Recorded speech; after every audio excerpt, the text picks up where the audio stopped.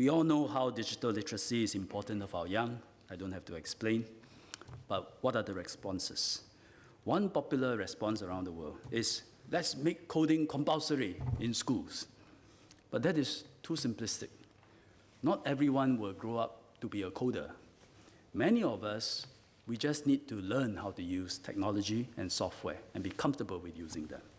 Further, programming languages will become outdated by the time the students graduate.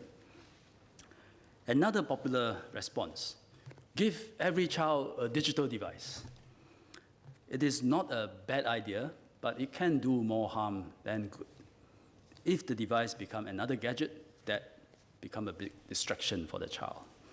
So if we want to do this, we must do it in the right sequence. Make sure the curriculum is rightly designed. Teachers are equipped with the suitable pedagogical skills first, then use the device to enhance teaching and learning. We need to think about digital literacy more deeply, more holistically, rather than simply implementing immediate things that come to mind.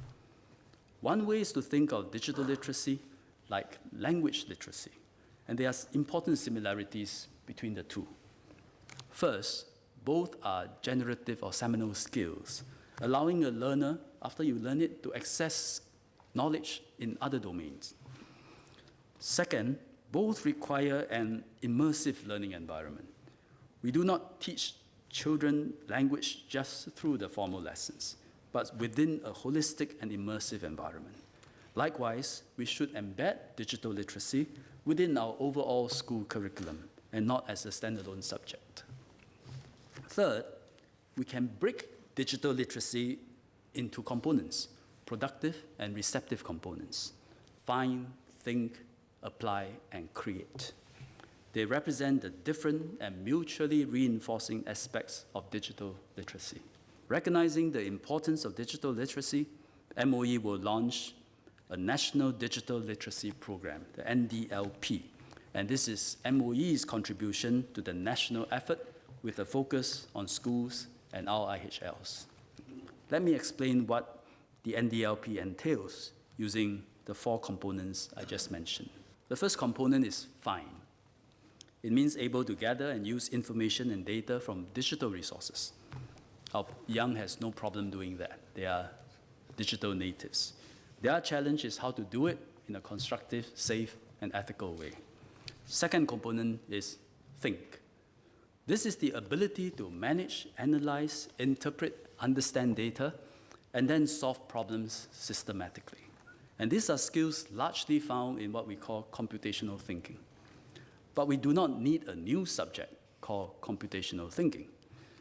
The elements are present in existing subjects, especially mathematics, where there's a strong focus on problem solving already. So what schools can do is to explicitly draw out the learning points from mathematics. The third and biggest component is apply.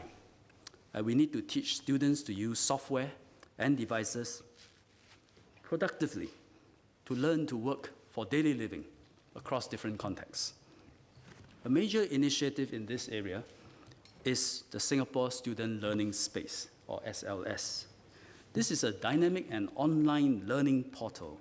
Almost the whole of our curriculum is on SLS, complete with animation, interactives, videos, assessments, and other resources. The idea is not to make students learn completely online and then don't have to go to school. The quality and outcomes of e-learning will never be the same as a physical learning environment with teachers, with friends, CCAs, and the social setting. Neither are we using SLS to make the classroom high-tech and futuristic. What we want to do is to use SLS to enhance the classroom experience. Let the technology fade into the background. Let the interaction, the thinking, and the discussion come to the fore. Flip the classroom. Give students more voice. Make learning become collaborative. Then students are more likely to internalize the lessons and achieve better education outcomes. By 2024, we will equip every school with e-pedagogy capabilities, and every single Sec 1 student with a personal learning device. By 2028, all secondary school students will be equipped with a digital device. We will make sure that the device is affordable. Given that it is primarily used for learning and education, we do not intend it to be a very high-end device. Students can pay for the device through their EduSave accounts. In anticipation of the full rollout of this initiative, we will provide another $200 top-up to the EduSave accounts for all Singaporean students in primary and secondary schools. MOE will provide further subsidies for students from lower income groups and ensure that they pay $0. The last component of the digital literacy framework is create. It is the productive mode, that is, the ability to code a program, develop an app, create a website, design a game, and collaborate with others in the process. We will expand the number of schools offering O-level computing from 22 to 30 schools, and A-level computing from 8 JCs to 10 JCs. MOE has also partnered the SPED schools to customize digital literacy to the learning needs of their students. For example, Pathlight schools offer O-level computing. For homeschoolers, they can refer to materials that MOE has made available to the public.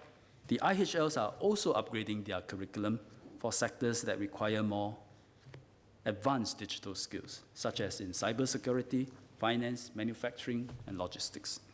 In the last 3 years, the AUs have trained about 1,000 ICT graduates annually. But the AUs know that the industry is hungry for talent, for more talent, and have been working very hard to expand the capacity.